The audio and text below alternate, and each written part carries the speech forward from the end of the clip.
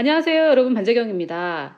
꿈에 대해서 여러분들과 나누고 있습니다. 제가 첫 시간에 여호와를 기뻐하라, 그가 내 마음의 소원을 내게 이루어 주시리로다 라는 시편 37편의 말씀을 소개하면서 이것은 우리의 마음의 소원을 이루어 주시는 것도 있지만 우리의 마음의 소원이라는 것을 주신다라고 해석할 수도 있다라고 말씀을 드렸어요. 그런데 그거 하나 가지고 제가 그것을 주장할 수는 없겠죠. 왜냐하면은 이것은 이렇게도 해석할 수 있다라는 것이기 때문에 그거 하나 가지고 여러분께 우리의 소원은 하나님께로부터 온다라고 주장을 할 수는 없습니다. 그래서 한 구절을 더 소개해 드리면서 그 주장에 대해서 좀 더 확고히 하도록 하겠습니다. 자, 지금 보여드리는 이 구절은 빌립보서, 즉 신약이죠. 지난번에 보여드렸던 시편은 구약이었는데 신약에서도 이렇게 말을 하고 있습니다. 너희 안에서 행하시는 이는 하나님이시니 자기의 기쁘신 뜻을 위하여 너희에게 소원을 두고 행하게 하신다. 즉 하나님은 하나님께 기쁘신 그 뜻을 우리 마음의 소원으로 갖게 하십니다. 즉 우리가 하나님의 뜻을 나의 소원으로 품게 하신다라는 말입니다. 그래서 이 빌립보서 2장 13절과 함께 시편 37편을 우리가 소원을 이루어 주시기도 하지만 우리 마음의 소원이라는 그것을 주신다라고도 해석할 수 있다는 것을 이 빌립보서 2장 13절로 증명을 할 수가 있는 것이죠. 그래서 이 두 가지 구절을 통해서 하나님께서 우리에게 소원을 주시기 때문에 우리가 가지고 있는 이 꿈은 하나님께로부터 온다라는 것을 알 수 있습니다. 그 외에도 이렇게 한 구절로 똑부러지게 설명이 되어 있지는 않지만 성경에 나와 있는 여러 가지 이야기들, 사건들을 통해서 우리의 꿈은 하나님께로부터 온다라는 것을 알 수가 있습니다. 우리가 잘 알고 있는 아브라함이 열방의 아버지가 되기로 한 것도 아브라함이 스스로 가진 꿈이 아니고 하나님께서 주신 꿈이셨죠. 또 요셉이 국가의 리더가 되는 그 꿈을 하나님께서 실제로 밤에 꾸는 꿈으로 주셨고 또 그의 비전으로 삼을 수 있게 하셨습니다. 그 외에도 에스더에게 나라를 구할 꿈을 주시고 또 한나에게 자녀를 가질 꿈을 주시고 여러 가지 성경의 인물들과 사건을 통해서 꿈은 하나님께로부터 온다라는 것을 증명할 수 있겠습니다. 자, 그런데 문제는 우리 주변에 하나님적이지 않은 꿈을 가진 사람들도 있지요. 그러나 그런 것들은 제가 꿈이라고 표현하지 않겠습니다. 그런 거는 야욕 정도로 표현하면 좋겠죠. 하나님과 전혀 상관이 없는 그런 야망과 욕망과 정욕과 욕심을 따라가는 것은 제가 지금 말하는 꿈이 아닙니다. 제가 말씀드리는 꿈은 하나님으로부터 오는 하나님적이고 말씀에 어긋나지 않는 것들을 말합니다. 자, 그런데 또 하나 중요한 것은 하나님께로부터 온 꿈은 분명하지만 그것을 이루는 것을 믿음이 아니라 자기의 육신으로 시도할 수도 있다는 것을 우리는 아브라함의 인생을 통해서 알 수 있습니다. 아브라함은 열방의 아비가 되는 약속을 하나님께 받았지만 그것을 믿음으로 추구하지 못했고 사라와 함께 마음이 조급해지고 답답해져서 자기의 여종 하갈과 사이에서 이스마엘을 낳았습니다. 믿음으로 이루는 꿈이 이삭이었다면 그들의 육신으로 자기가 하나님을 돕고자 했을 때 벌어진 일은 이스마엘이었습니다. 여러분, 하나님께서 아담이 혼자 있는 것을 보시고 좋지 않게 여기셔서 돕는 배필을 주시고자 했습니다. 그래서 믿음의 가정을 이루고 신실한 배우자를 얻고자 하는 것은 하나님께로부터 오는 하나님의 꿈이 맞습니다. 그런데 그것을 나를 잘 준비하면서 믿음으로 기다리지 못하고 자기의 야욕과 욕망과 정욕을 따라 자기가 어떤 사람을 찍어서 저 사람과 나는 절대 맺어질 수 없다는 걸 스스로 알기 때문에 이제 그 사람한테 다가가서 하나님이라는 카드를 쓰죠. 저하고 좀 교제를 하시겠습니까? 이렇게 했을 때는 차일 걸 뻔히 알기 때문에 그런 경우에 많은 형제들도 그렇고 자매들도 그렇고 기도를 했더니 하나님이 네가 내 배우자라고 하셨다. 이렇게 해서 하나님이라는 카드를 쓰면서 자기의 육신을, 자기의 정욕을, 자기의 야욕을 스스로 이루려고 하는 사람들도 많이 있습니다. 그런 것을 조종이라고 하죠. 왜 그런 일을 하는가? 사실 오늘은 거기에 대한 이야기인데요. 자녀를 주시겠다라는 그 하나님의 약속을 기다리고 믿지 않고 스스로 여러 가지 육신적인 방법을 통해서 이루려고 했던 아브라함과 사라처럼 컨트롤을 하려고 하죠. 이런 경험들을 하신 분들이 많이 계실 겁니다. 저도 그런 경험을 했고 제가 했던 경험 중에 가장 기분 나쁜 경험이었어요. 왜 그러냐면 저 사람하고 결혼하고 싶다. 이렇게 누구나 생각하는 그런 사람들은 그런 짓을 하고 다니지를 않습니다. 왜 그럴까요? 오늘 거기에 대해서 좀 얘기를 하려고 해요. 그런데 또 반면 그렇게 자기의 정욕과 자기의 야욕을 상대를 조종하고 컨트롤해서 이루려는 그런 악한 마음은 없지만 하나님의 뜻을 잘못 알고 있어서 자기 자신을 속박 가운데 가두는 경우도 있죠. 예를 들어서 분명히 하나님의 말씀은 우리가 잘 되고 여기서 잘 된다라고 번역된 단어는 50% 이상이 경제적인 것을 말합니다. 또 강건하기를, 영어로는 헬스예요.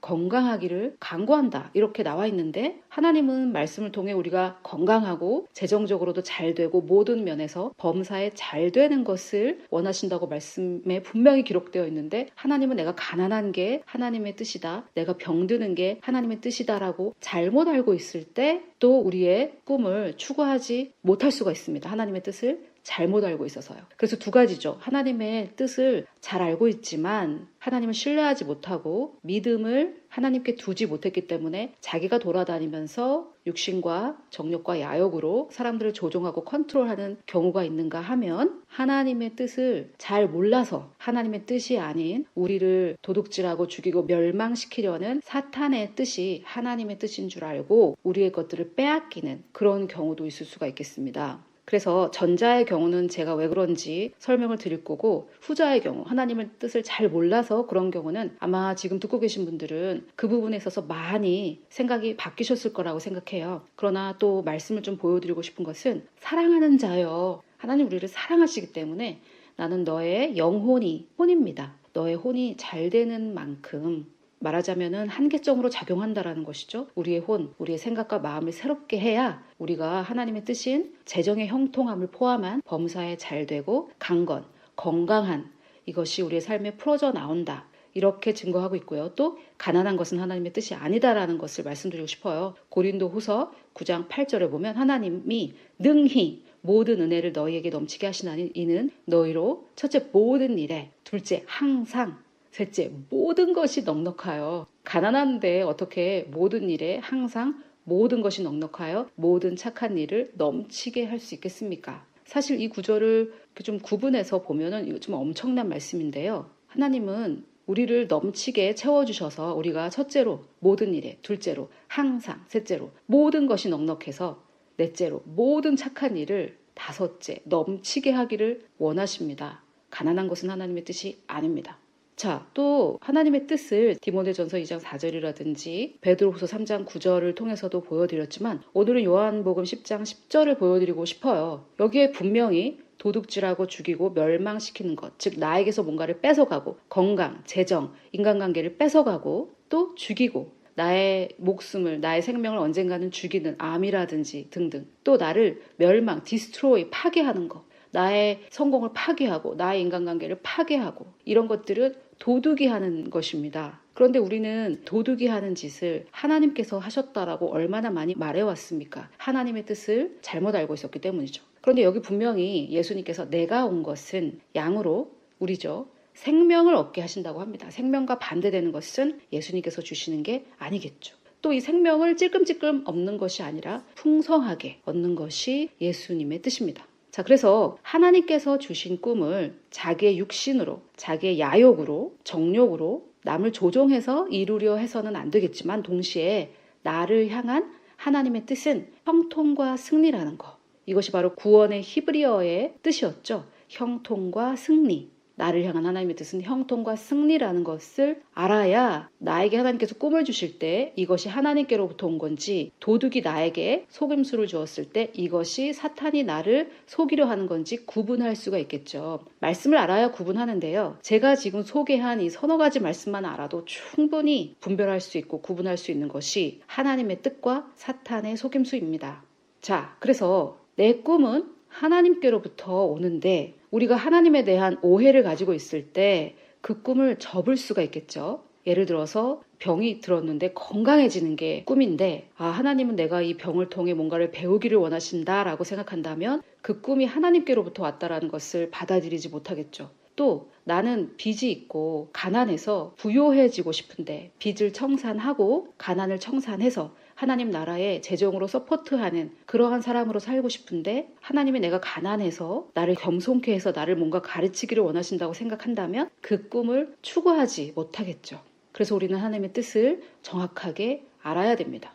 또 나에게 하나님께서 믿음의 가정을 꾸리고자 하는 그러한 꿈을 주셨는데 그 방법 역시 하나님의 뜻대로 해야 된다는 것을 몰라서 내가 막 여기저기 쑤시고 다니면서 내가 마음에 드는 사람한테 하나님이 네가 내 배우자라고 했다 이렇게 하고 돌아다니면은 그 사람들이 오히려 도망가겠죠. 그래서 어떤 것이 하나님의 뜻인 줄도 알아야 되겠고 그것을 이루는 방법도 하나님의 방법으로 해야 되겠습니다. 자, 여기서 제가 로마서 1장 21절에 하나님을 영화롭게 한다라는 것 이 하나를 좀 설명드리고 싶은데요.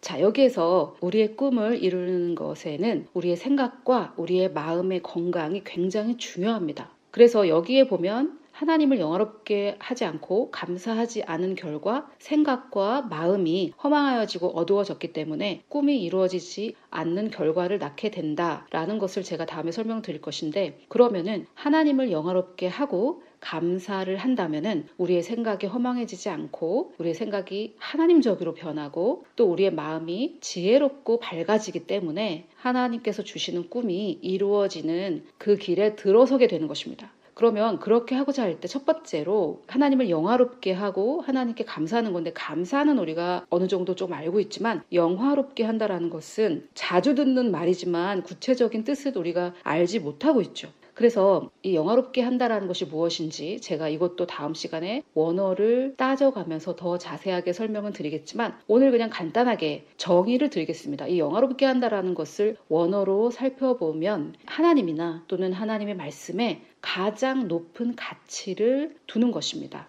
즉 나의 의견이나 세상의 의견이나 사탄 마귀의 의견이나 타인의 의견이 하나님의 의견과 즉 하나님의 말씀과 다를 때 하나님의 말씀에만 가치를 두는 것이 하나님을 영화롭게 한다라는 뜻입니다. 이것에 대해서 이게 어떻게 이런 정의가 되는지는 다음 시간에 더 자세하게 설명을 드리겠고요. 오늘은 그것을 알기 전에 더 중요한 것이 있는 것 같아서 그것을 먼저 설명을 드리고자 합니다. 자, 그런데 하나님의 말씀에 가장 높은 가치를 두는 것 중에 여러 가지가 있겠지만 제가 생각하기에 정말 중요한 것은 나에 대한 하나님의 의견에 가장 높은 가치를 두는 것이 중요하다고 생각해요. 나에 대한 의견이 즉 자존감이 낮을 때 우리는 꿈을 가질 수도 없고요. 꿈이 있다고 하더라도 그 꿈이 이루어질지 않을 거라고 생각하기 때문에 아까 제가 말씀드렸듯이 나에게 믿음의 가정을 하나님께서 주시고 신실한 배우자를 주실 것이다 라고 믿지 못하는 것이죠. 자존감이 낮아서. 그러면은 나에게 적당하게 맞는 사람에게 만족하지 못하고 나하고 어울리지 않는 사람을 선택해서 자기의 자존감을 높이려고 하기 때문에 그 사람은 나를 거들떠도 보지 않으니까 거기 가서 하나님이라는 권력을 사용해서 나의 야욕을 쟁취하려고 하는 거죠. 이유는 자존감이 낮아서 그렇습니다.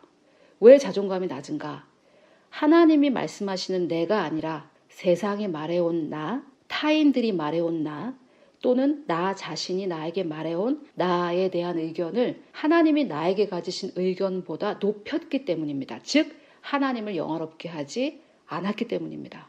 너무 중요한 내용이죠. 자, 그래서 오늘 제가 말씀드리고자 했던 것은 뭐냐면 로마서 1장 21절에 하나님을 영화롭게 하는 것 중에 가장 중요한 것은 하나님이 가지신 나에 대한 의견, 그것만 가치를 두는 것, 그리스도 안에 있는 나의 정체성을 알고 그리스도 안에 있는 나의 정체성에 뿌리 내리는 것이 우리의 꿈을 이루는 것에 있어서 얼마나 중요한 것인지 이것을 제가 오늘 먼저 말씀드리고 싶었어요.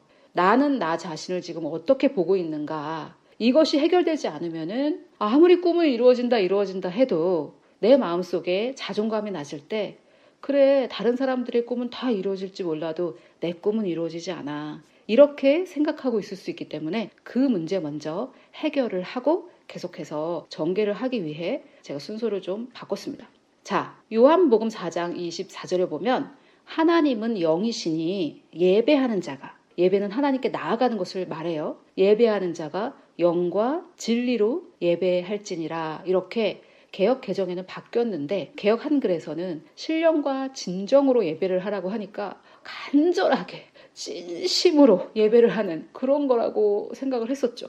최소한 저는 그랬습니다. 그런데 그게 아니었고 우리가 하나님께 나아갈 때 나의 정체성의 영혼, 몸 세 가지 정체성 중에 내 영의 정체성으로 나아가고 진리이신 이 말씀에서 나를 뭐라고 하는지 그 진리를 취해서 하나님께 나아가야 된다라는 말이죠. 즉 내 영의 정체성으로 말씀의 진리에 입각해서 하나님에게 나아가라라는 말이 이 요한복음 4장 24절의 말씀입니다. 자, 그러면은 나는 누구인가? 내 영의 정체성은 무엇인가? 고린도후서 5장 17절 너무 많이 들은 말씀이지만 처음 들은 것처럼 한번 들어보십시오. 그런즉 누구든지 그리스도 안에 있으면 여러분 그리스도 안에 계십니까? 여러분은 누구든지이십니까? 그렇죠. 그러면은 우리는 새로운 피조물이라 이전 것은 지나갔으니 보라 새 것이 되었도다. 자, 이전 것이라고 했을 때 이 이전 것들은 예수님을 영접하기 이전의 것이 아닙니다. 그것은 우리의 시간 개념이고요. 여기서 이전 것이라는 것은 내 육신, 내 옛 자아입니다. 이것은 예수님을 영접하기 이후에도 있습니다. 느껴지고요. 그러나 지금 느껴진다고 해도 그것은 죽은 것이라는 것, 이것을 과거와 현재로 놓고 보시면 안 되고요. 옛자아냐 새자아냐 내 육신이냐 내 영이냐 이렇게 놓고 보셔야 됩니다. 시간은 상관이 없습니다. 하나님의 시간은 우리의 시간과 다르기 때문에. 그래서 내 육신, 내 옛자아, 나의 옛사람은 다 지나갔고 나는 새 것이 되었다. 이것을 영혼 몸으로 설명을 드리면은 새 것이 된 부분은 우리의 영, 이전 것들은 아직 새롭게 되지 않는 생각의 영역이라고 보실 수가 있겠습니다. 자, 그래서 우리는 새로운 피조물이고요. 또 여러 가지 우리의 정체성을 알 수 있는 것이 있겠지만 오늘 제가 굉장히 중요한 거 하나 알려드리고자 해요. 자, 요한 1서 4장 17절에 보면 주께서 그러하신 것 같이 우리도 이 세상에서, 천국에서 아니고요. 이 세상에서 그러하답니다. 이 말씀은 그냥 휙 읽어보면은 무슨 뜻인지 모르는데 자세히 읽어보면 엄청난 말씀이에요. 우리가 천국에 가서 예수님처럼 된다라는 것이 아니라 지금 이 땅에서 예수님처럼 되었다라는 말인데 영혼 몸 중에 어느 부분일까요? 혼도 아직 많은 작업이 필요하고 몸은 당연히 예수님처럼 생기지 않았죠. 그러면 이것도 우리의 영의 정체성이겠습니다. 그런데 좋은 소식은 하나님은 우리에게 영으로 나아오라고 했기 때문에 이 정체성이 아직 우리의 영에만 있다고 해도 너무나 좋은 소식이죠. 우리는 하나님께 나아갈 때, 하나님을 예배하러 나아갈 때 하나님께서 보시는 것은 우리의 영인데 우리의 영은 예수님과 동일한 모습으로 이 세상에서 그러하다라는 것을 지금 요한일서 4장 17절이 증거하고 있습니다. 너무 놀랍죠? 이 외에도 이것을 증명하는 여러 가지 구절이 있지만은 여러 번 설명을 드렸기 때문에 제가 오늘 하고자 하는 말로 넘어가겠습니다. 자, 그러면은 하나님께서 예수님을 어떻게 보시는지 그걸 알아야 하나님께서 나를 예수님과 동일하게 보신다고 했을 때 그것이 구체적으로 나에게 다가오겠죠. 그렇지 않습니까? 하나님은 나를 보실 때 예수님처럼 보신다. 우리가 어느 정도 그냥 알 수 있는 부분도 있지만 말씀에서는 뭐라고 하는지 한번 보겠습니다. 자, 예수님께서 요단강에서 세례를 받으실 때 하늘로부터 소리가 있어서 이런 말씀이 들렸습니다. 이는 내 사랑하는 아들이요. 자, 그러면은 예수님께서 하나님의 사랑을 받으시는 분이니까 우리도 하나님의 사랑을 받고 있습니다. 그리스도 안에 있는 나의 정체성이요. 그런데 이 사랑에는 엄한 사랑이라는 것도 있지 않습니까? 그런데 여기에서 하나님께서 끝나지 않으시고 내 기뻐하는 자라 이렇게 말씀하셨습니다. 즉 하나님께서는 예수님을 기뻐하시고 사랑하시는 것처럼 우리도 사랑하시고 기뻐하십니다. 하나님께서 우리를 기뻐하십니다. 그래서 우리가 나 주님의 기쁨 되기 원하네 하면서 언젠가 내가 기쁨이 될까? 주님의 기쁨이 언제 될 수 있지? 내가 원하는 한 가지 주님의 기쁨이 되는 것. 되는 거니까 아직 안 됐다라는 느낌이 있잖아요. 주님의 기쁨이 되는 거 언제 되지? 이런 게 아니라 하나님께서 요한 1서 4장 17절을 선포하셨을 때 우리는 이미 하나님께서 기뻐하시는 자가 되었다라는 것입니다. 또 이 기뻐하다라는 이 말은 영어로는 well pleased라는 표현인데요. 이것은 어린 자녀를 보고 부모들이 아빠 미소, 엄마 미소 짓는 그런 것처럼 너무나 만족해서 나는 이제 너무 너에게 만족한다. 그러한 느낌을 주는 표현이에요. 이 기뻐하는 자라라는 이 표현이. 그런데 이 말씀을 한 번만 하신 게 아니에요. 변화산에서 또 이렇게 빛난 구름이 그들을 덮으며 구름 속에서 소리가 나서 이르시되 이는 내 사랑하는 아들이요 내 기뻐하는 자니 너희는 그의 말을 들으라. 그리고 예수님께서 바로 하신 말씀이 두려워 말라. 그의 말을 들으라고 하셨는데 그 말이 두려워 말라. 너무너무 좋은 소식이죠. 2번이나 이렇게 말씀하셨는데 하나님은 예수님을 보시듯이 우리를 보시는데 예수님을 어떻게 보시는가? 너무나 사랑하시고 너무나 기뻐하십니다. 그렇기 때문에 그리스도 안에 있는 우리의 정체성 역시 하나님께서는 너무나 사랑하시고 우리를 너무나 기뻐하고 계십니다. 아멘? 너무 믿어지지 않죠? 너무 좋은 소식이죠. 자, 그런데 여기서 끝나는 것도 아니에요. 그 변화산에서의 경험을 기억하면서 베드로가 이런 말을 합니다. 지극히 큰 영광 중에서 이러한 소리가 그에게 나기를 이는 내 사랑하는 아들이요 내 기뻐하는 자라 하실 때에 그가 예수님께서 하나님 아버지께 존귀와 영광을 받으셨느니라. 와, 베드로가 정말 멋있어요. 베드로가 이걸 캐치했어요. 그때 예수께서 하나님 아버지께 존귀와 영광을 받으셨다는 것을. 자, 그러면은 우리의 영의 정체성은 예수님과 동일하다고 했으니까 우리 역시 하나님 아버지께 존귀와 영광을 받았다는 것이 되지 않겠습니까? 그러면 나는 하나님께 존귀를 받은 사람, 하나님께 영광을 받은 사람이죠. 우리는 하나님께 존귀를 드립니다. 하나님께 영광을 드립니다. 내가 하나님께 존귀를, 영광을 막 이렇게 말을 하는데 그것도 좋지만 성경은 하나님의 말씀을 뭐라고 하고 계시냐면은 변화산에서 하나님께서 이는 내 사랑하는 아들이요 내 기뻐하는 자라 라고 하실 때 하나님께서 예수님께 하나님의 존귀와 하나님의 영광을 주셨다라고 말씀하고 있습니다. 그러면 우리의 정체성도 예수님의 정체성과 동일하기 때문에 우리도 하나님의 존귀와 하나님의 영광을 받은 자가 되는 것이죠. 자, 제가 이렇게 얘기를 하니까 여러분들 중에 몇몇 분들은 반재경 전도사 너무 나가는 거 아닌가? 저 좀 위험한데 이렇게 걱정하시는 분들이 계실 텐데 걱정하지 마십시오. 예수님께서 하신 말씀입니다. 요한복음 17장 22절에 보면 내게 주신 영광을 너무너무 멋있죠. 베드로가 이것을 얘기한 거예요. 베드로가 말한 그 변화산에서 받은 하나님의 영광을 예수님께서 요한복음 17장 22절에서 말씀하고 있습니다. 너무 놀랍죠. 베드로가 그것을 캐치한 거죠. 베드로가 너무 멋있어요. 예수님께서 받으신 영광이 이때 받았다는 것을 베드로만 기록을 하고 있거든요. 베드로 참 멋있는 것 같아요. 예수님께서 지금 하나님께 기도하고 계신데요. 아버지, 당신께서 내게 주신 그 영광을 내가 그들에게 주었사오니 이게 지금 실화입니까? 하나님 아버지께서 내게 주신 그 영광을 내가 그들에게 주었사오니 즉 예수님께서 하나님께 받으신 하나님의 영광을 우리에게 주셨습니다. 그래서 베드로후서 1장 17절에 아버지께서 존귀와 영광을 예수님께 주신 그것을 우리도 받았다라는 그 주장이 너무 나간 주장이 아니죠. 예수님께서 지금 이렇게 말씀하고 계시잖아요. 내가 이들에게 당신이 주신 당신의 영광을 주었습니다. 너무 놀랍죠.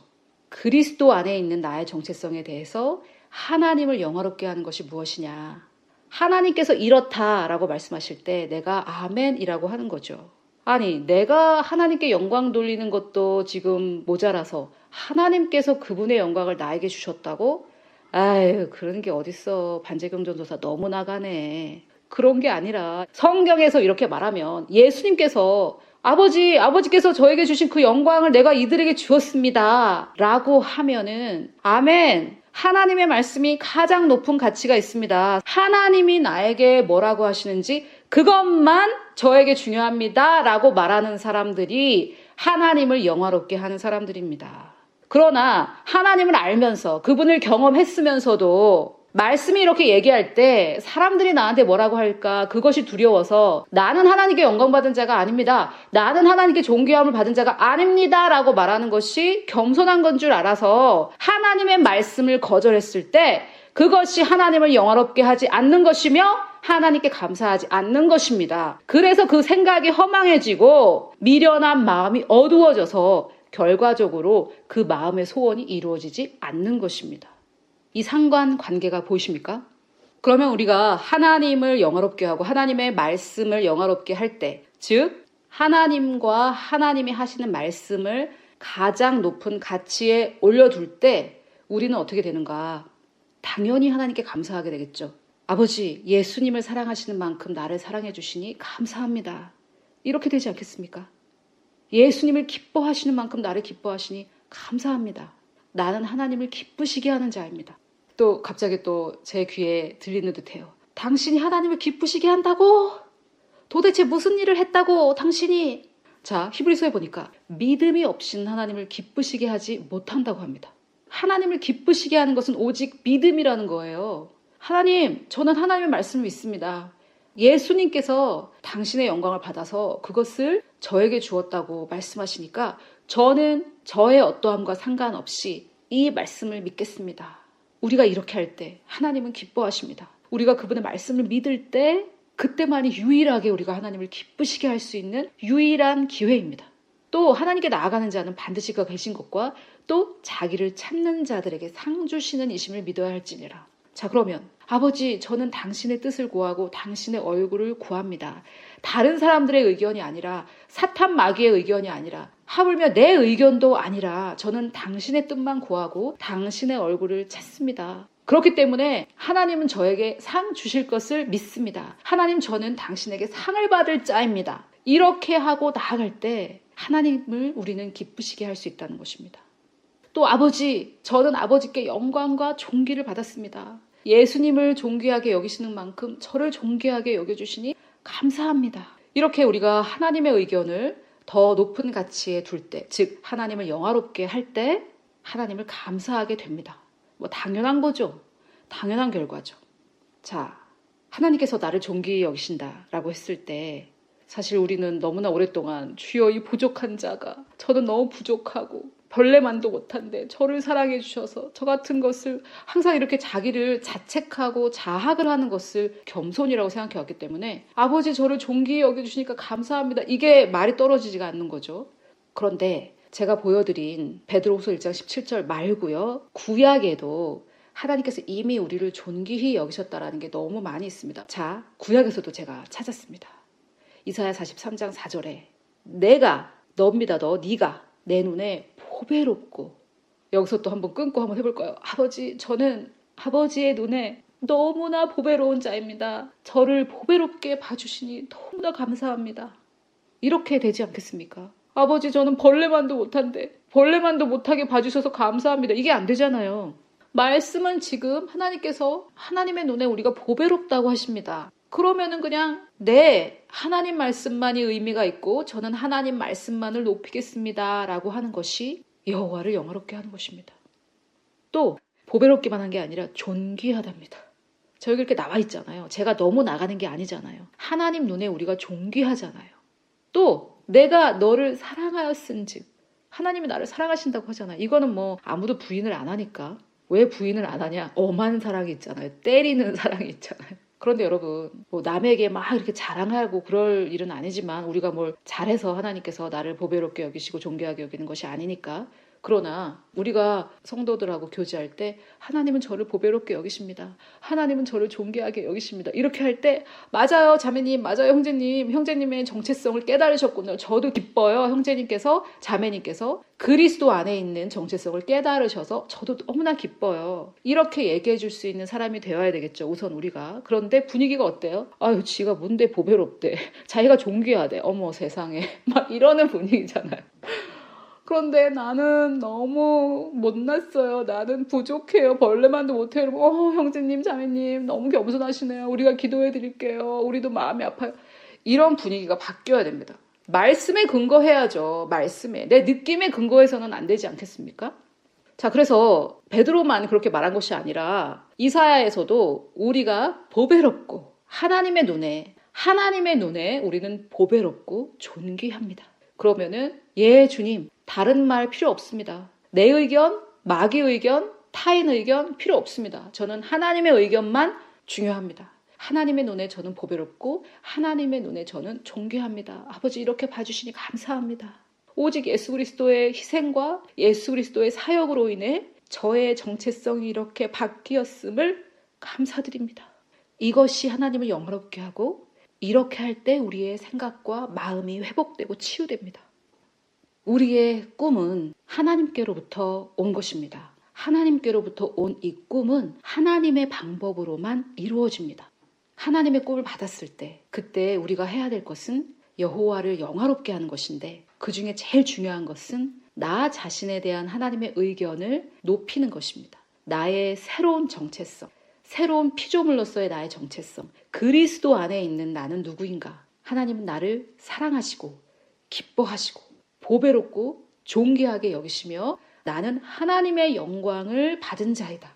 그것만을 기억하고 그것만을 선포할 때 우리의 생각이 새롭게 되고 우리의 마음이 지혜로워져서 빛으로 가득하기를 우리에게 하나님의 영광을 주신 예수 그리스도의 이름으로 축복합니다.